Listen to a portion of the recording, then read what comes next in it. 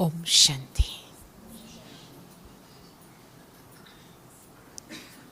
आज जब मुझे प्रोग्राम मिला क्लास का, तो हमने पूछा भाई क्या टॉपिक है, हमको बताइए। तो बताया गया सिर्फ अनुभव ही सुनाना है। तो हमने कहा ठीक है। जब भी मधुबन में आते हैं, आप सभी भी बहुत भाग्यशाली आत्माएं हैं, विशेषकर जो यहाँ रह रही है, जो सेवा में आए हुए हैं, पार्टी में आए हुए हैं, सभी बहुत महान भाग्यशाली आत्माएं हैं। क्यों? क्योंकि आप एक ऐसे स्थान पर बैठे हैं जहाँ प्यारे साकार बाबा और मम्मा की ये कर्म भूमि है, चरित्र भूमि है,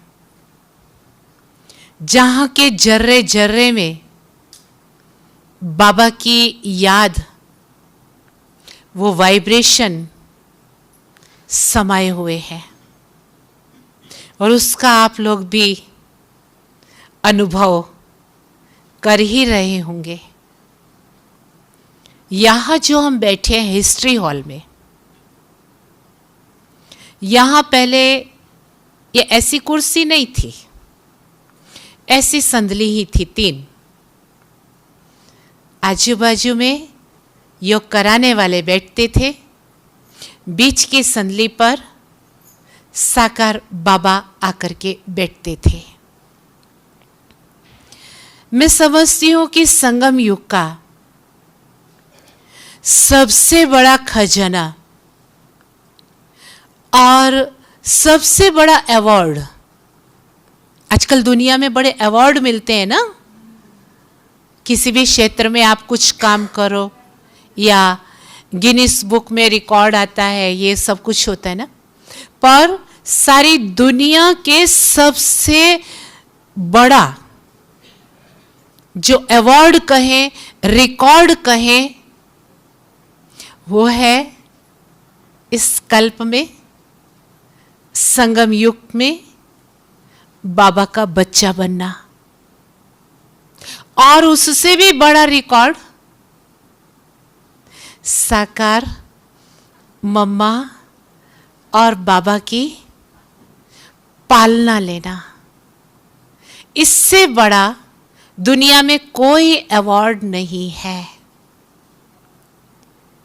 तो बात कर रही थी, जिस हॉल में हम सभी अभी बैठे हैं, इसमें हमारी प्यारी मम्मा और साकार बाबा ने अपने बच्चों की ज्ञान रत्नों से बहुत पालना की है। और बाबा तो हर एक बच्चे को हमेशा खुशनुमा देखना चाहते थे। तो एक बारी बाबा ने क्लास में कहा, तब तो हम बहुत छोटे थे, कि आज बाबा सारा दिन हर एक बच्चे को डांस कराएगा। सब सोच में पड़ गए कि सब डांस करेंगे तो कारोबार कौन करेगा? सारे डिपार्टमेंट के लोग डांस करने लग जाएं तो फिर रूटीन कैसे चलेगी, खाना कौन बनाएगा? लेकिन बाबा की बड़ी युक्ति थी। बाबा ने क्या किया कि एक एक पैर में एक एक ब्राह्मण के घुंघरू बंधवा दिए और बाबा खुद ग्रामोफोन बजाने बैठा। तब तो वो हाथ से चाबी भर करके वो सुई लगा करके वो ग्रामाफोन होता था। हमने तो वही देखा छोटेपन से। तो बाबा खुद गीत लगाने बैठा और सबको अपने अपने डिपार्टमेंट में अपना अपना कारोबार करना था। सब कारोबार करने के लिए गए, लेकिन जैसे ही कोई जरा भी हिले तो घुंघरू बजे। देखो कैसे बाबा की युक्ति थी। और जब घुंघरू बजे तो क्या हो, सबके चेहरे पर प्रसन्नता आ जाए। तो बाबा के उस समय तो ये सभी गीत बने हुए नहीं थे, तो बाबा गीत लगा रहे थे। पंख होते तो उड़ाती रे रसिया ओ बालमा, तुझे दिल का हाल सुनाती रे। ऐसे ऐसे गीत, बड़े अच्छे अच्छे गीत थे। जीवन में पिया तेरा साथ रहे, ऐसे ऐसे गीत बाबा लगा रहे थे यहाँ बैठ करके। इस तरफ था पहले ग्रामाफोन। तो सभी ने सारा दिन कारोबार भी किया और डांस भी किया और खुशनुमा चेहरा भी रहा। तो ऐसी ऐसी बाबा युक्तियां रचते थे, अपने बच्चों को हमेशा खुश रखते थे। ऐसे ही एक बार दोपहर का टाइम था, सभी लोग भोजन वगैरह करने के बाद अपने अपने रूम में विश्राम करने के लिए जाते हैं। सब विश्राम करने के लिए चले गए। बाबा यहाँ सब दरवाजे खिड़कियां बंद थी, खिड़की थोड़ी खुली होगी शायद एक आध, और यहाँ अकेला अकेला डांस कर रहा है, बड़ी मस्ती में डांस कर रहा है। अचानक कोई दादी आए, आई थिंक जानकी दादी के बड़े दादी आए, और उन्होंने देखा ये आवाज कहाँ से आ रही है। खिड़की खोल करके देखा तो बाबा अपनी मस्ती में डांस कर रहा है। तो दादी अंदर आए, बाबा क्या कर रहे हो? अरे बच्ची, मैं रास कर रहा हूं, मैं कृष्ण बनने वाला हूं। तो क्या आप सभी को इतनी मस्ती चढ़ती है? हाँ, कभी कभी अपना रूम बंद करके डांस कर लेते हो? कई कहते हैं हम बाथरूम सिंगर हैं। लेकिन नहीं, बाबा के गीत सदैव अपने मन में गुनगुनाते रहना चाहिए।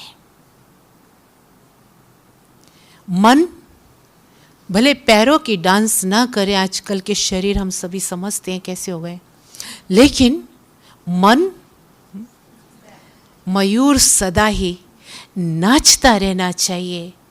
तो गम क्या चीज है, उदासी क्या चीज है, डिप्रेशन क्या होता है, स्ट्रेस क्या होता है, कभी भी आपके समीप नहीं आएगा। हम कभी कभी बीते हुए दिनों के, और वो भी बीते हुए दिन भी कैसे, किसी ने हमारे साथ कुछ गलत किया हो, कोई हमारे जीवन में ऐसी दुख की घटनाएं घट गई हो, हम उन्हीं विचारों में रमण करते रहते हैं। होता क्या है, जैसा आपका मन का चिंतन होगा ना, वैसी आपकी मन की स्थिति होगी, और ये स्थिति आपके फेस से बाहर रिफ्लेक्ट होगी। आपको देखने वाला समझ जाएगा कि आप उदासीन हैं, आप गमगीन हैं। तो हम हैं कौन? हम हैं कौन? अपने आप को बार बार हम पूछते रहे कि मैं कौन? मैं भगवान का बच्चा हूं, मैं खुशियों के सागर की संतान हूं, और मेरे चेहरे पर खुशी ना दिखाई दे तो मुझे कौन कहेगा कि ये भगवान का बच्चा है, ये खुशियों के सागर की संतान है? तो इसलिए हमारे मन के चिंतन को हमको परिवर्तन करना है। आप सभी ने अभी तो रिवाइज होकर के आ रही हैं अव्यक्त मुरलियां भी। एक मुरली है जो पूरी ही मुरली परिवर्तन शक्ति के ऊपर है कि अमृत वेले आंख खुलते ही मुझ आत्मा का क्या संकल्प होना चाहिए। बाबा ने पूरी दिनचर्या हमको रात को सोने तक की बना करके दी है। हमको कुछ मेहनत नहीं करनी है, हमको तो सिर्फ फॉलो करना है।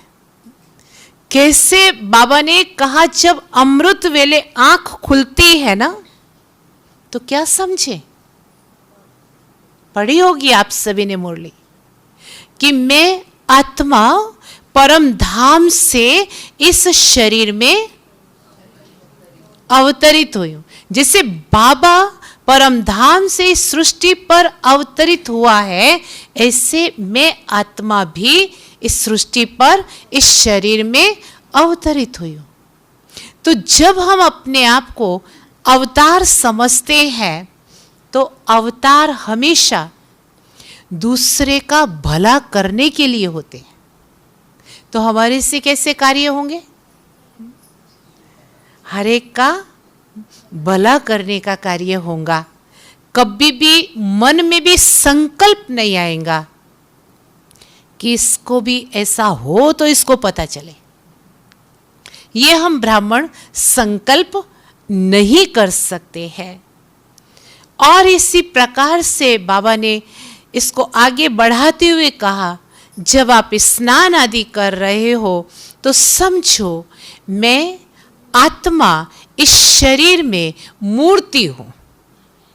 जैसे मंदिर में मूर्ति होती है ना, शरीर मंदिर है, आत्मा मूर्ति है। मूर्ति तो हूं, प्लस इस मंदिर का पुजारी भी हूं। तो मैं अमृत वेले स्नान आदि कर रहे हैं, अर्थात मंदिर की सफाई कर रहे हैं।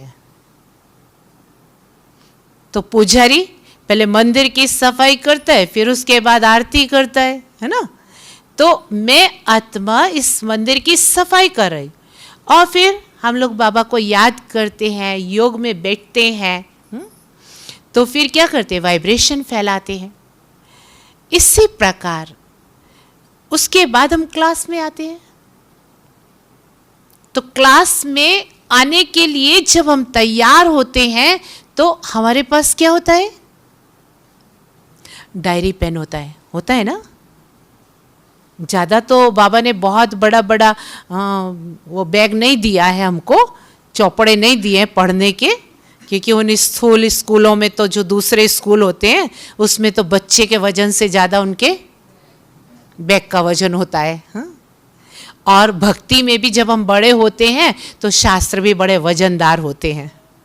लेकिन यहाँ तो हम बाबा के इतने लाडले बच्चे हैं कि बाबा ने हमको कोई भी कष्ट नहीं दिया है।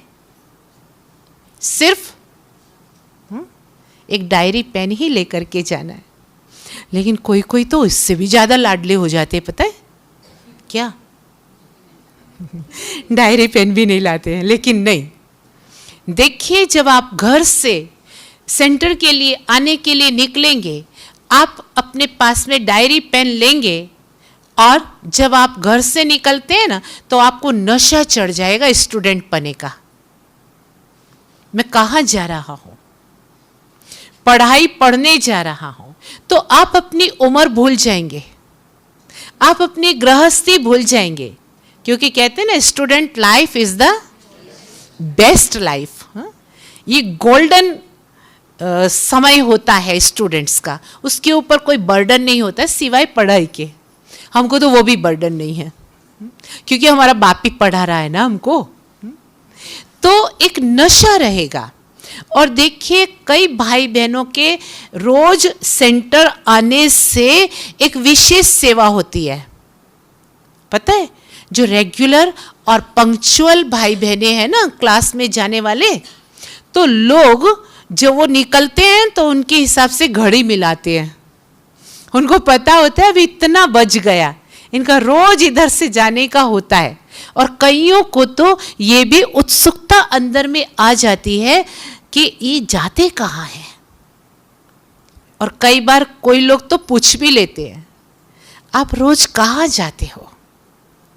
और जब उनको आप प्यार से बताते हो कि ऐसे हम पढ़ाई पढ़ने के लिए जाते हैं, ब्रह्मा कुमारी इस विद्यालय में जाते हैं, तो उनको भी एक प्रेरणा मिल जाती है और कई इस तरह से स्टूडेंट बन गए।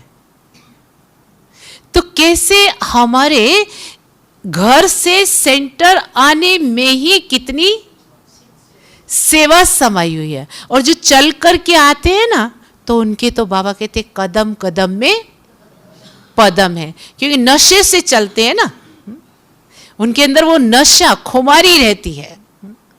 तो इसलिए हमारे स्कूल में आने में, माना सेंटर में आने में भी कितना कल्याण है। सेंटर में आने के बाद हम पढ़ाई पढ़ते हैं तो भी हमको संकल्प रहता है कि हमको पढ़ाने वाला कौन है। सुप्रीम टीचर स्वयं भगवान कितनी दूर से किलोमीटर गिन सकते हैं? गिन सकते हैं?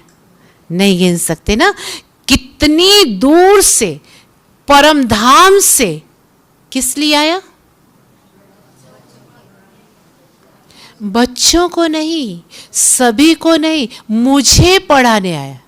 नशा तब चढ़ेगा कि बाबा मेरे लिए आया है, मुझे पढ़ाने के लिए आया है। तो इस दुनिया के हिसाब से तो सेंटर से हमारे घर कुछ भी दूर नहीं कहलाएंगे। कई बार ये भी मन में एक माया का रॉयल संकल्प आ जाता है ना। आजकल तो ये और भी ज़्यादा हो गई है कोरोना के बाद में माया, कि चलो अभी कौन तैयार होवे, कौन इतनी दूर जाए, ऑनलाइन कर लेते हैं। बहन जी तो क्लास करा ही रही होंगी, चलो सेंटर पर ऑनलाइन नहीं चल रहा है तो मधुबन की तो ऑनलाइन क्लास कर ही लेते हैं। पता नहीं कहाँ कहाँ की भी करते हैं सब।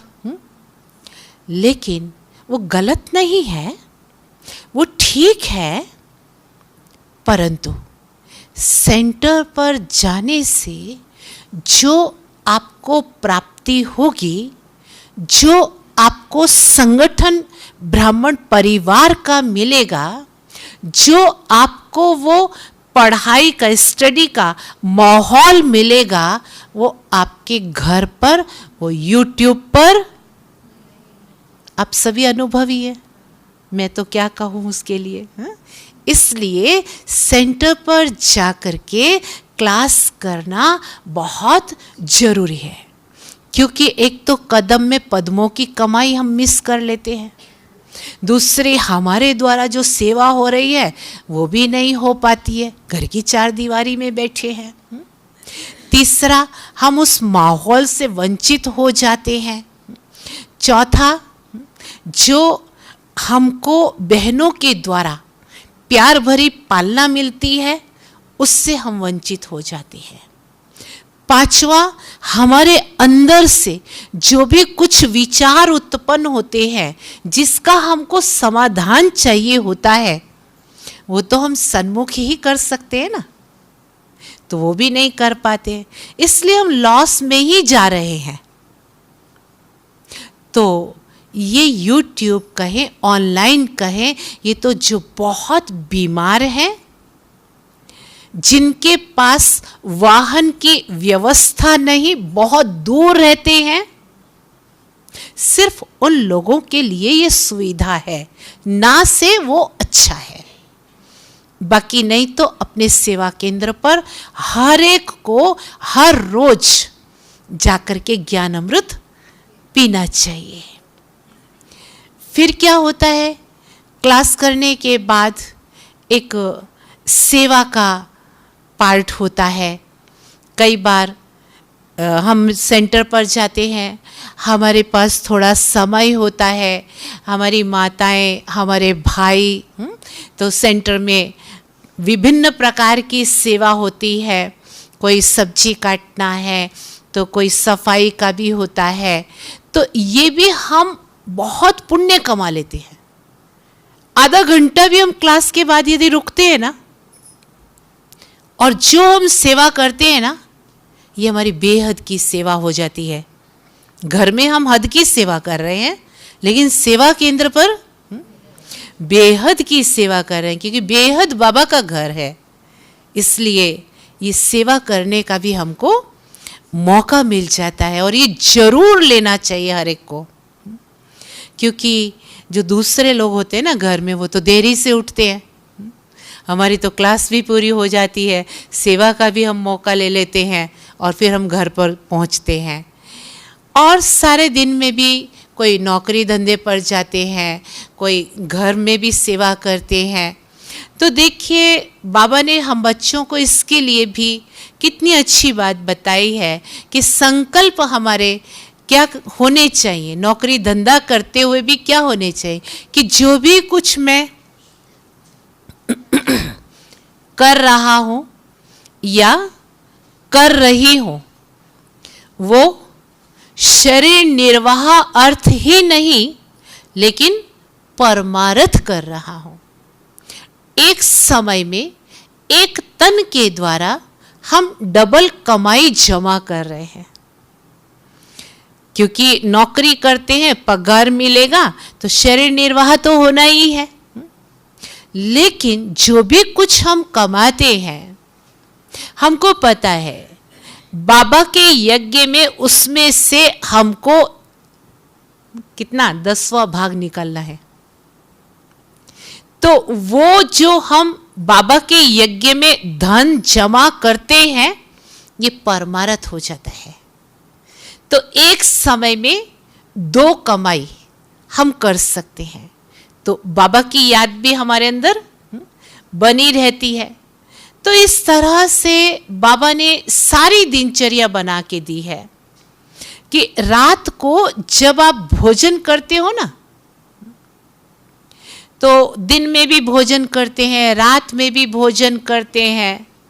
तो जैसे मंदिर में मूर्ति को भोग लगाया जाता है ना, तो समझ लीजिए कि हम भी आत्मा रूपी मूर्ति को भोग लगा रहे हैं। तो प्रसाद बन जाएगा, उसका टेस्ट भी आपको बहुत अच्छा आएगा। रात को सोते समय सारा दिन का कारोबार किया, शरीर रूपी गाड़ी को आपने यूज़ किया, आत्मा ड्राइवर ने इस गाड़ी को खूब चलाया। रात को ड्राइवर गाड़ी लेकर के वापस घर आ जाता है, फिर क्या करता है? गाड़ी को गैरेज में लगा देता है और खुद अपने रूम में जा कर के विश्राम करता है।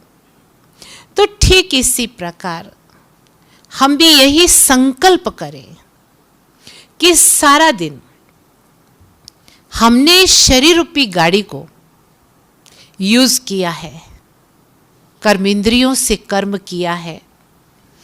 अभी इस गाड़ी को चारपाई रूपी गैरेज में लगा देना है, और मैं आत्मा ड्राइवर ऊपर परम धाम में जाकर के बाबा के पास विश्राम कर रहा हूं। मैं चारपाई पर नहीं कर रहा हूं, तो बाबा की गोद में विश्राम कर रहा हूं। तो देखिए, संकल्प से आप सोएंगे ना, तो आपके स्वप्न भी परिवर्तन हो जाएंगे। कभी भी आपको कोई डरावने स्वप्न या किसी गंदे प्रकार के स्वप्न ये नहीं आएंगे, या लौकिक कारोबार के स्वप्न नहीं आएंगे। कहते ना, एक व्यक्ति दर्जी का काम करता था, तो सारा दिन कपड़ा मापता था, फाड़ता था। तो कपड़े का व्यापारी भी होगा, तो जब एक दिन वो रात को सोया हुआ था तो स्वप्न में उसने देखा कि ग्राहक सामने आकर के खड़ा है। तो उसने कपड़ा माप करके फाड़ना शुरू कर दिया स्वप्न में। लेकिन फाड़ क्या रहा था? जो उसने चादर ओढ़ी हुई थी ना, वो फाड़ रहा था। इतने में बाजू में उसकी माँ सोई हुई थी। उसने कहा, बेटा क्या कर रहा है? माँ अभी तो दूर जा, मेरा ग्राहक खड़ा है, मुझे कपड़ा फाड़ने दे। मैंने जो सारा दिन व्यक्ति करता है उसका वो कॉन्शियस हो जाता है और उस प्रकार के उसको स्वप्न आना शुरू हो जाते हैं। तो देखिए, एक है बॉडी कॉन्शियस, देह का अभिमान, दूसरा है सोल कॉन्शियस, आत्म अभिमानी बनना, देही अभिमानी बनना। परंतु इन दोनों के बीच में तीसरा है वर्क कॉन्शियस। तो देह अभिमान से हम देही अभिमानी सहज बन सकते हैं ज्ञान योग के आधार से, लेकिन वर्क भी यदि हम बुद्धि का कर रहे होते हैं तो उस वर्क कॉन्शियस से सोल कॉन्शियस बनना, इसमें थोड़ी मेहनत लगती है, क्योंकि सोल कॉन्शियस बनना भी बुद्धि का ही तो काम है। तो उसके लिए हमको अपने सारे दिन की दिनचर्या पर विशेष अटेंशन देना है। और सबसे पहले जो बाबा की आज्ञा है, अमृत वेला, उस अमृत वेला पर विशेष अटेंशन देना है। क्योंकि अमृत वेला, एक तरफ तो हम ब्राह्मण हैं इसलिए हमको कॉन्शियस है, हमको अमृत वेला करना है, तो एक तरफ बाबा खींच रहा होता है हमको, उठो बच्चे, लेकिन दूसरी तरफ माया भी खींच रही होती है अमृत वेले ही, नहीं बेटा सो जा, अरे सारा दिन तो क्या दौड़ धाम में रहेगा, तुझे कहाँ आराम मिलेगा, यही तो टाइम है, थोड़ा सा अभी आराम कर ले, सारा दिन बहुत काम करना है। ऐसे ऐसे माया अंदर में संकल्प लाती है और फिर हम निद्राधीन हो जाते हैं। और जो विशेष कमाई का समय है वही हमने गंवा दिया, तो फिर सारा दिन क्या होगा, हमारी स्थिति कैसी रहेगी? तो इसलिए अमृत वेला जो दिन की शुरुआत है, जो हमारे नए जीवन की शुरुआत है, रात को सो गए और मर गए, एक बरोबर है। बाबा को कहकर ही सोते हैं, बाबा आपकी इच्छा हो तो भेज देना, नहीं तो अपने पास रख लेना। बाबा ने अमृत वेले हमको वापस भेजा इस शरीर में, थैंक्स बाबा का, हमको बहुत अच्छा रोल करने के लिए इस शरीर में भेजा है। तो इसलिए पहला रोल तो हमारा बाबा को थैंक्स करने का है, बाबा से मीठी मीठी बातें करने का है। देखिए, जब हम बातें करते हैं ना तो कभी हमको नींद नहीं आती है, लेकिन हम बातें बंद कर देते हैं। बातें करना तो अच्छा लगता है ना हर एक किसी को, पर दूसरे से नहीं, या तो खुद से करें या फिर बाबा से करें, तो आपको कभी नींद नहीं आएगी अमृत वेले के योग में। तो इसलिए हमारी दिनचर्या को हमें एकदम परफेक्ट बनाना है। जो ट्रैफिक कंट्रोल बाबा ने हमको बना करके दिए हैं, उन ट्रैफिक कंट्रोल को भी हमको अटेंशन दे करके, सिर्फ बाहर से ही हमको स्टैचू बन करके खड़े नहीं हो जाना है। वो तो आज की दुनिया में भी लोगों को आता है। मुझे पता है, एक बार मैं ट्रेन में ट्रैवलिंग कर रही थी, एक स्टेशन पर गाड़ी खड़ी थी, तो कुछ स्टूडेंट्स आए, तो मैंने देखा एक स्टूडेंट ने कहा स्टैचू,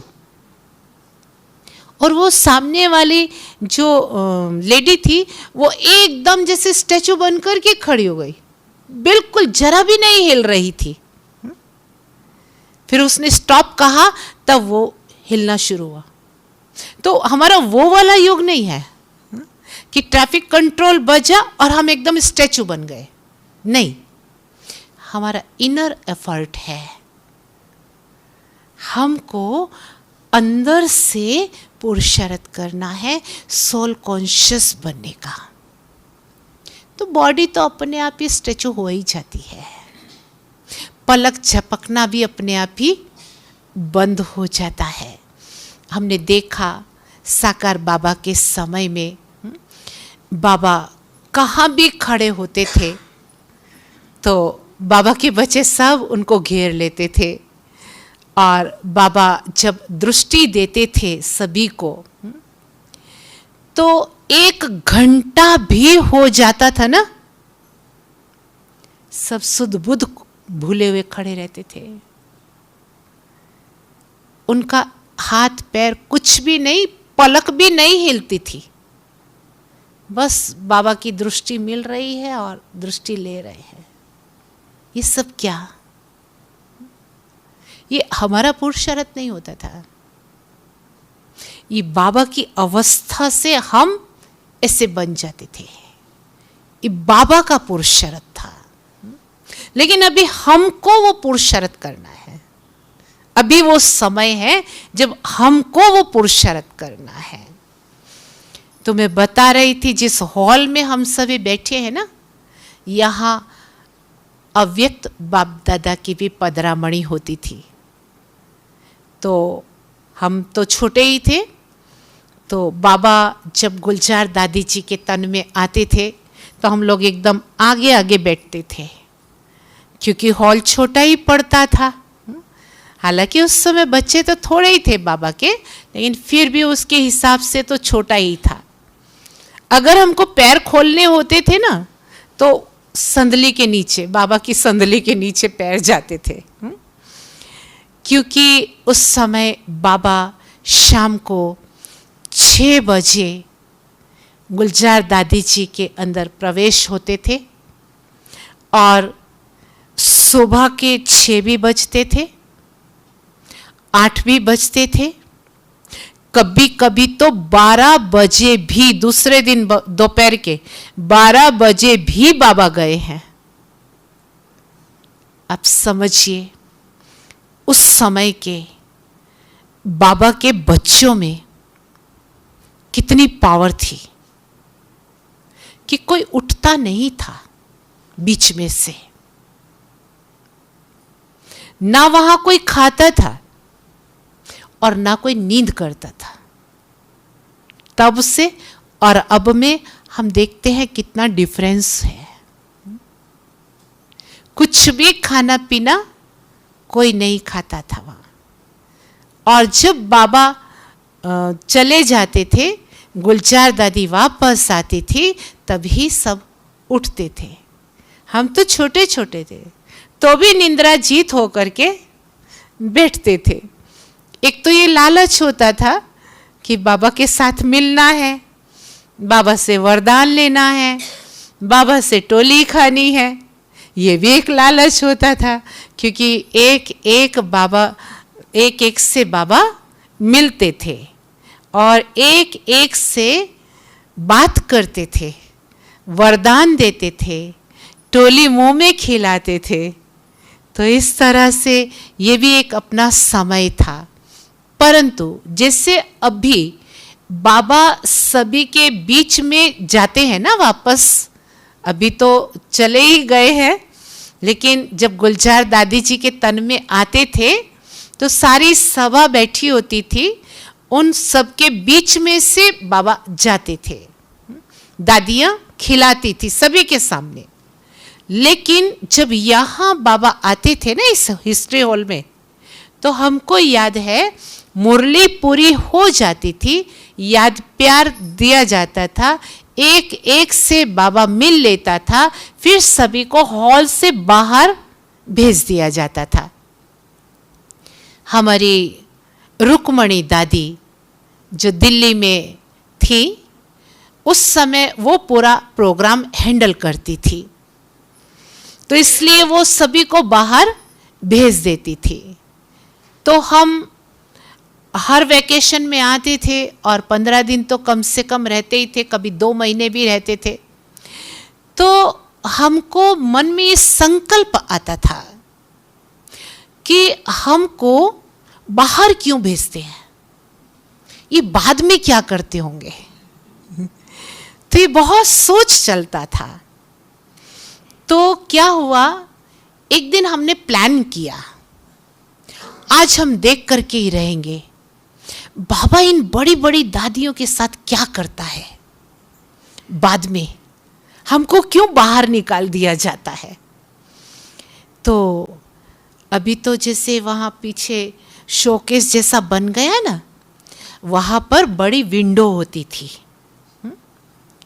वो विंडो ऐसे बंद कर दी जाती थी, मतलब कोई ऐसे उसमें स्टॉपर नहीं लगाते थे, ऐसे बंद कर दी जाती थी विंडो, क्योंकि सभी भाई बहनों को जैसे बाहर जाने को कहा जाता था, वो सब बेचारे चले जाते थे, भोले वाले थे, हमारे जैसे नहीं थे। हम बच्चे थे तो थोड़ा मन में शरारत भी होती है ना बच्चों को, तो ये क्यूरियोसिटी रहती थी कि बाबा इन बड़ी बड़ी दादियों के साथ क्या करते हैं, वो हमको जानना है। तो ये जो पीछे विंडो होती थी ना बड़ी सारी, उसके पास में ही वहाँ पर एक बहुत बड़ा तख्त होता था, तख्त पोश जानते हैं ना।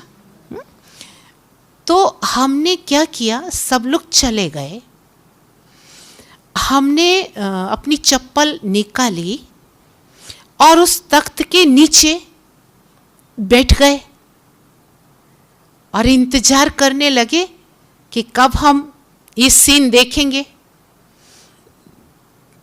थोड़ी देर के बाद हम तख्त के ऊपर चढ़े और हमने धीरे से विंडो खोली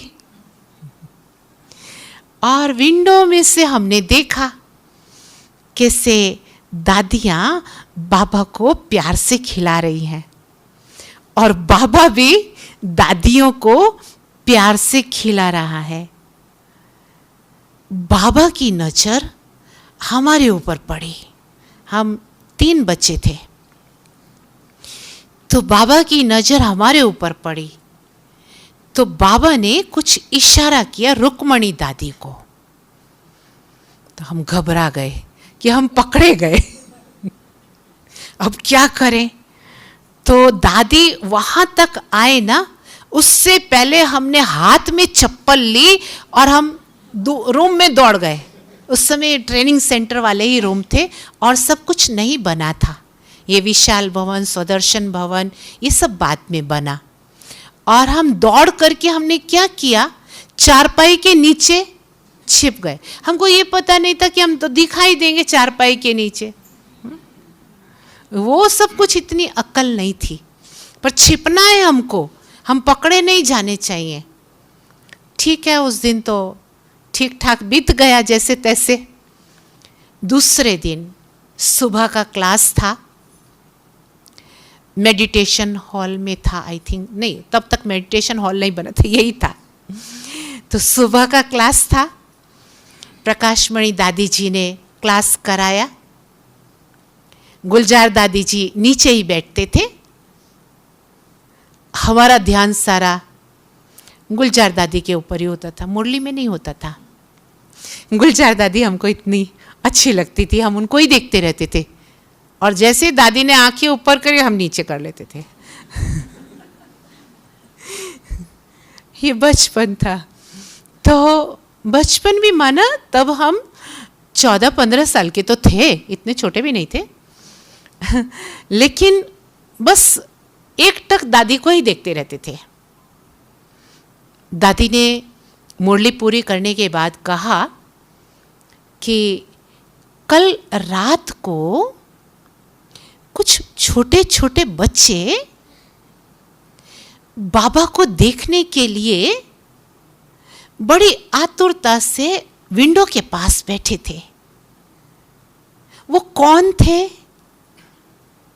अब सच बोलना है, जो भी कुछ होना होगा हो जाएगा। सच बोलना है।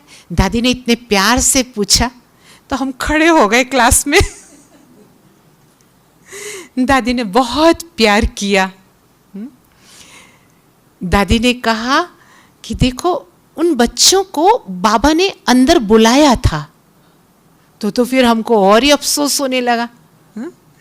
लेकिन वो बच्चे फिर मिले ही नहीं, कहाँ चले गए। तो हमको थोड़ा हुआ कि अगर हम डरते नहीं, वहाँ बैठे रहते, लेकिन हम रुक्मणी दादी से बहुत डरते थे। वो स्ट्रिक्टली सबको बाहर निकाल देते थे ना, इसलिए। तो लेकिन अंदर से वो बहुत सॉफ्ट थे, लेकिन बाबा की आज्ञा माना आज्ञा। तो इस तरह से क्यूरियोसिटी होती थी हमको बचपन से ही। तो बाबा का सीन हमने विंडो से देखा था, लेकिन फिर तो बाद में बाबा से बहुत मिलना हुआ। तो इस तरह से प्यारा बाबा साकार रूप में भी, अव्यक्त रूप में भी बहुत पालना देता रहा है और अभी भी हम सभी को दे रहा है। मम्मा की भी पालना लेने का सौभाग्य प्राप्त हुआ। तब तो सिर्फ 4 वर्ष की आयु थी और मम्मा हमारे मेरठ में आई थी। तो बहनों ने हमको एक पोयम सिखाई थी कि जब मम्मा आकर के यहाँ बैठे तो तुमको एक पोयम बोलनी है। हमने वो रट ली, अर्थ बिना की, क्योंकि अर्थ तो मालूम नहीं था। तो जब मम्मा आकर के बैठी तो हम पोयम बोलने के लिए खड़े हुए। हमने 2 लाइन 3 लाइन बोली होंगी, बीच में ही मम्मा ने हमको गोद में ले लिया। तो वो पोयम की 2 लाइन मुझे आज भी याद है। काम क्रोध की चटनी बनाओ, लोभ मोह की थाली। हमने मम्मा की तरफ इशारा करके कहा, सामने बैठी काली देखो, सामने बैठी काली। क्योंकि मम्मा का एक रूप महाकाली का भी है। मम्मा की दृष्टि इतनी पावनकारी थी कि जिसको भी मम्मा दृष्टि देती थी उसके अंदर के अवगुण रूपी शत्रु का संहार कर देती थी। तो ऐसी थी हमारी प्यारी मम्मा, प्यारा बाबा। और दादियों ने भी बहुत पालना दी है। बस अभी समय वो है जो बाबा के द्वारा हम सभी को चाहे साकार चाहे अव्यक्त रूप से पालना मिली है। क्योंकि जो साकार बाबा के बाद में बाबा के बच्चे बने हैं वो तो अति भाग्यशाली हैं, क्योंकि बाबा ने उनका साकार में होते हुए आवाहन किया हुआ है। बाबा के सामने तो थोड़े से ही बच्चे होते थे, 200-250, लेकिन बाबा हमेशा कहता था, अरे बच्चे ढेर के ढेर बच्चे आएंगे, अभी तो ढेर के ढेर बच्चे आएंगे। तो कई लोग मंद मंद मुस्कुराते थे कि कितने थोड़े तो हैं, बाबा को पता नहीं कहाँ से ढेर के ढेर दिखते हैं। तो आज ढेर के ढेर हो गए। हिस्ट्री हॉल तो क्या, मेडिटेशन हॉल तो क्या, ओम शांति भवन तो क्या, लेकिन अभी डायमंड हॉल भी छोटा पड़ गया है। तो बाबा ने आप सभी का आवाहन किया है। तो आपको अपने ऊपर बहुत गौरव होना चाहिए कि हम डायरेक्ट साकार बाबा के आवाहन किए हुए बच्चे हैं। ये सबसे बड़ा गौरव है। कभी मन में नहीं आना चाहिए कि हमने साकार मम्मा बाबा की पालना नहीं ली है। नहीं, आपको बाबा ने इनवाइट किया हुआ है अपने घर में। तो आप इनवाइटेड पर्सन हैं, आवाहन किए हुए पर्सन हैं। तो इस अपने महान भाग्य को सदा हम बुद्धि में रखते चलेंगे तो हमारे पुरुषार्थ की गति तीव्र, अति तीव्र होती चलेगी। तीव्र पुरुषार्थ करने का भी कभी टेंशन नहीं रखना है। कईयों को टेंशन हो जाता है, लेकिन नहीं, अपने जीवन के ऊपर हमको अटेंशन जरूर रखना है कि जो मेरा संकल्प उठता है, जो मेरे बोल हैं, वैसे ही मेरे कर्म हो। लेकिन वो कब होंगे? जब हमारे संकल्प शुद्ध, श्रेष्ठ और दृढ़ होंगे। हमारा ध्येय हमको स्पष्ट होगा, तो मंजिल तक जाने के लिए कोई हमको रोक नहीं सकता है। तो ऐसे ही आप सभी भी अपने इस अलौकिक जीवन में, ब्राह्मण जीवन में, पुरुषार्थ में अपने ध्येय के आगे बढ़ते जाएं, आगे से आगे कदम रखते जाएं। ऐसे अंतर्मन की शुभ भावना, शुभकामना के साथ मैं वाणी को विराम देती हूँ। ओम शांति। जी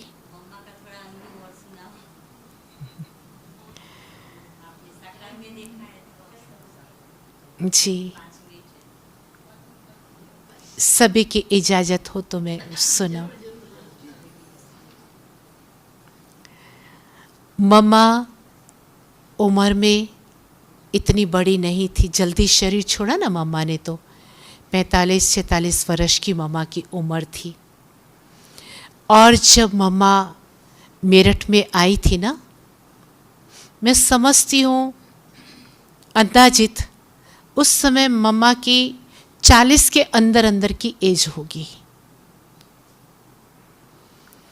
लेकिन बाबा ने जो मम्मा को रिस्पॉन्सिबिलिटीज दी थी, मम्मा की क्वालिटीज देख करके, मम्मा ने उन सभी रिस्पॉन्सिबिलिटीज को बाखूबी निभाया। और इसीलिए यज्ञ में मम्मा से बड़े बड़े उम्र के सभी थे। मम्मा भी थी, मम्मा की मासी भी थी, और भी बड़ी बड़ी उम्र के हमारे दादियाँ थी। लेकिन जैसे बाबा ने उनको टाइटल दिया ना, तो सभी के दिल से मम्मा को मम्मा ही निकलता था। कभी भी ऐसे किसी को नहीं लगता था ये तो छोटी बच्ची है। और जब मेरठ में आई, मुझे पता है कि हमारे घर के बाजू में एक भाई रहते थे, उनकी उम्र उस समय 80-85 साल की रही होंगी। तो उनको भी इनवाइट किया था, मम्मा आने वाली थी इसलिए।